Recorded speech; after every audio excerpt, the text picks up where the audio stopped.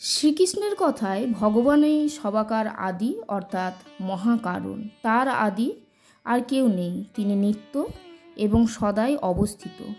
আমরা সনাতন ধর্মাবলম্বীরা গীতাকে ভগবানের মুখনিসৃত বাণী মনে করি।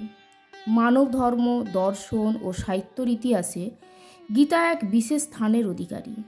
গীতার কথক শ্রীকৃষ্ণকে হিন্দুরা ভগবান রূপে পুজো করেন।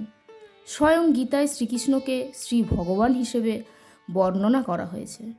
প্রাচীন সংস্কৃতের একটি অংশ হল মহাভারত।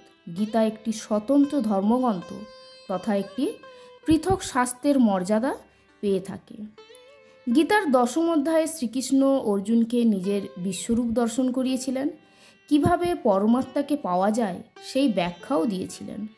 দশম অধ্যায়ের তৃতীয় শ্লোকে শ্রীকৃষ্ণ বলেছিলেন, যো মাম যমনাদিঞ্চ বেত্তি লোক মহেশ্বরম অশ্মূঢ় মত্তেষু সর্বপাপই প্রমুচ্যতে। অর্থাৎ যিনি আমাকে অজ অর্থাৎ জন্মরহিত, অনাদি এবং সর্বলোকের মহেশ্বর বলে তত্ত্বত জানেন, মনুষ্য মধ্যে জ্ঞানবান সেই ব্যক্তি সর্বপাপ থেকে মুক্ত হন। শ্রীকৃষ্ণ বলে গিয়েছিলেন, ভগবান তার যোগমায়ার মাধ্যমে জন্মরহিত, অন্য জীবেদের ন্যায় তার জন্ম হয় না।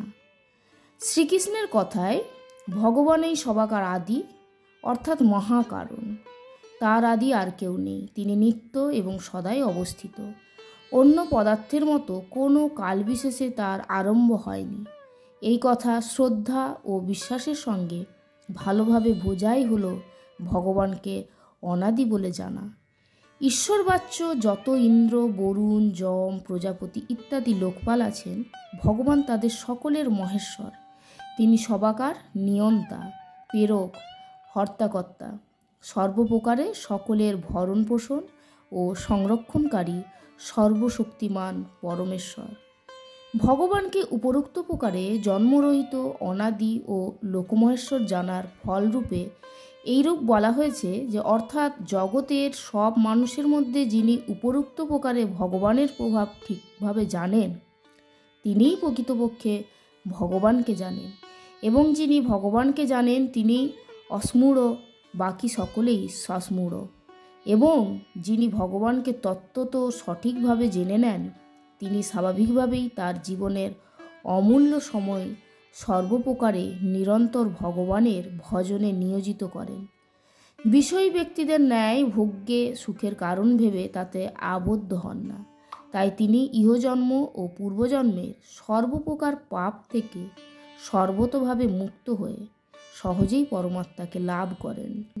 গীতায় আত্মসংযম যোগের ব্যাখ্যা শুনে নিয়ে অর্জুন আর কিছু জিজ্ঞাসা করলেন না। কিন্তু অর্জুনের প্রতি শ্রীকৃষ্ণের ভালোবাসা এতই প্রগাঢ় ছিল যে ভগবান নিজেই অর্জুনকে জ্ঞান বিজ্ঞানের ব্যাখ্যা করলেন। ভগবান বলেছেন, অসময়সম সমগ্রম মাং যথা জ্ঞাস্যাসি তচ্ছনু। অর্থাৎ তুমি যেন আমাকে সম্পূর্ণরূপে জেনে নিতে পারো, সেই কথাই এখন আমি তোমাকে বলবো। এর জন্য ভগবান শুধু একটি কথাই বলেছেন, ময়াসক্ত মনা পার্থ যোগময়ঞ্জুনামাশ্রয়।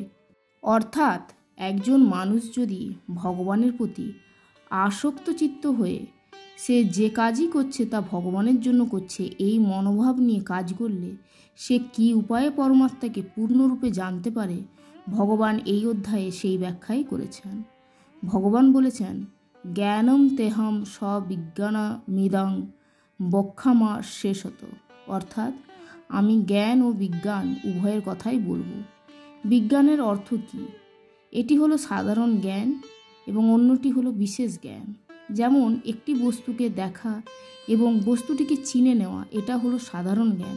যেমন একটা কম্পিউটার, এই কম্পিউটার কিভাবে কাজ করে, এই জ্ঞান যদি আমাদের থাকে তাহলে সেটি হলো বিজ্ঞান। একইভাবে সমগ্র বিশ্বের গভীরত্বকে জানা হলো বিজ্ঞান, এবং যা প্রকৃত জ্ঞান তা হলো আত্মজ্ঞান। এতে আমাদের মনে প্রশ্ন জাগতে পারে যে যদি আমরা আত্মজ্ঞান প্রাপ্ত করতে চাই তাহলে বিজ্ঞান জানার দরকার কী? অর্থাৎ প্রথমে নিজের সংসারের প্রতি মনোযোগ দাও, ভালোভাবে দেখাশুনো করো, তারপর অন্যান্য সাংসারিক বিষয় জেনে নিও। এর অর্থ এই যে আপনি যদি নিজের জীবন ভালোভাবে যাপন করেন তাহলেই আপনি পরমাত্মাকে জানার জন্য অনুশীলন করতে পারবেন। পরমাত্মাকে জানার জন্য আমাদের সাংসারিক কর্তব্য ত্যাগ করা উচিত নয়। ভগবদ্গীতায় নিজের কর্তব্য পালনের কথা বলা হয়েছে।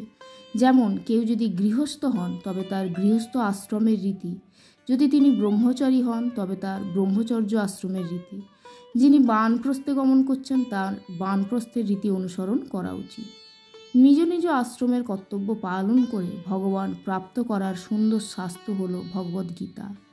তাই ভগবান আমাদের বলেছেন, প্রথমে বিজ্ঞানকে জেনে নাও, প্রথমেই সংসারকে জেনে নাও, তারপরেই এই সংসারের নিয়ন্তাকে জানতে পারবে। এবং তাই ভগবান প্রথমে প্রকৃতি ও ভূমির বর্ণনা দিয়েছেন। পরা প্রকৃতি এবং অপরা প্রকৃতি এই দুয়ের সমন্বয়ে সমগ্র সংসার নির্মাণ হয়েছে। অহং কীতস্নস্য জগত প্রভাব প্রলয়স্তথা, অর্থাৎ ভগবান বলেছেন যে আমি এই জগতের অর্থাৎ সমগ্র জগতের সৃষ্টিকর্তা, পালনকর্তা এবং ধ্বংসকর্তা। এই জগতের প্রবাহ, প্রলয় এবং তার বিলুপ্তিও আমাতেই হয়। আমার দ্বারাই এই উৎপত্তি এবং আমার মধ্যেই তা বিলীন হয়ে যায়। ভগবান আরও বলেছেন, মত্ত পরতরং নান্নাথ কিঞ্চিদস্তি ধনঞ্জয়, অর্থাৎ আমি ছাড়া এই জগতে আর কিছু নেই, কারণ আমার চাইতে বড় আর কিছু নেই। মই সর্বমিদং প্রতং সূত্রে মণিগণা ইব, অর্থাৎ যেমনভাবে রত্নকে সুতো দিয়ে বেঁধে রত্নমালা তৈরি হয়, ঠিক তেমনি আমি সারা জগৎকে এক সূত্রে বেঁধে রেখেছি। ভগবান তার নিজের কিছু কিছু বিভূতির কথা ব্যাখ্যা করে বলেছেন কিভাবে সেই বিভূতির দর্শন করা যাবে। এ চৈব সাত্বিকা ভাবা রাজশাস্তা মশায়শ্চয়ে মত্ত এবেতি তান বিদ্ধিন তহং ন তেষুতে মই। যত প্রকার সাত্বিক, রাজসিক এবং তামসিক ভাব আছে সেসব আমা হতে উৎপন্ন বলে জানবে, কিন্তু আমি সেই সবে নেই এবং সেগুলিও আমাতে নেই।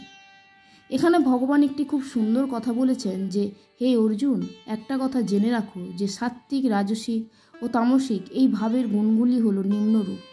সাত্বিকতা হলো সত্ত্বগুণের ভাব, রাজসিক হলো রজগুণের ভাব এবং তামসিক হলো তমগুণের ভাব। এই তিনটি গুণের ভাব কোথা থেকে সৃষ্টি হয়েছে? ভগবান বললেন, এই সবই আমার থেকে সৃষ্টি হয়েছে।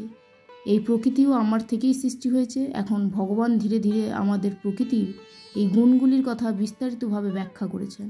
ভগবান প্রকৃতির বর্ণনা করলেন, বিজ্ঞানেরও কথা বললেন। এখন তিনি আমাদের জ্ঞানের বর্ণনা দেওয়া শুরু করেছেন।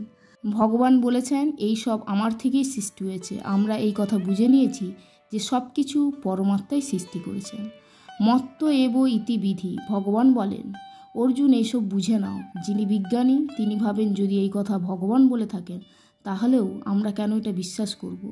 পৃথিবী কিভাবে সৃষ্টি হলো এই নিয়ে বিজ্ঞানের কি মতবাদ? বিজ্ঞানে একটি তথ্যের কথা বলা হয়েছে, big bang theory. Big bang অনুসারে একটি বড় বিস্ফোরণ হয়েছিল এবং তা থেকেই সমগ্র বিশ্ব সৃষ্টি হয়েছিল, এই কথা বিজ্ঞান বলে। পরমাত্মা একই, যিনি চৈতন্য তিনিই শক্তির স্বরূপ। এখানে শক্তি মানে শুধুমাত্র শক্তি নয়, এটি জ্ঞানময়ী শক্তি। এই শক্তিকে এভাবে বোঝার চেষ্টা করতে হবে, যেমন বিদ্যুৎ আছে, তাপ আছে, কিন্তু বিদ্যুতের সেই জ্ঞান নেই, আগুনেরও সেই জ্ঞান নেই যে তাকে কেউ স্পর্শ করলে সে পুড়ে যাবে। কেউ যদি বিদ্যুতের তার স্পর্শ করে তবে তার ইলেকট্রিক শক লাগবে। যখন শুধুমাত্র পরমাত্মা ছিলেন এবং তিনি ছাড়া আর কেউ ছিল না, তখন পরমাত্মার মনে একটি সংকল্প বা একটি শুভচিন্তা এসেছিল যে আমি একা, আমার সাথেও কারো থাকা উচিত। আমরা এটিকে আদি সংকল্প বলতে পারি, যে আমি একা এবং যদি আমি ভিন্ন ভিন্ন রূপ ধারণ করে নিই এবং যদি আমি ভিন্ন ভিন্ন হয়ে যাই তবে আমার সাথে অনেক কিছুই ঘটতে থাকবে, আমার একাকিত্বও সমাপ্ত হবে। এই সংকল্প নেওয়ার সাথে সাথে পরমাত্মার শক্তি বস্তুগত পদার্থে রূপান্তরিত হয়েছিল। জয় শ্রীকৃষ্ণ। আজকের ভিডিওর আলোচনা এখানেই শেষ করলাম। সবাই ভালো থাকবেন। জয় শ্রীকৃষ্ণ।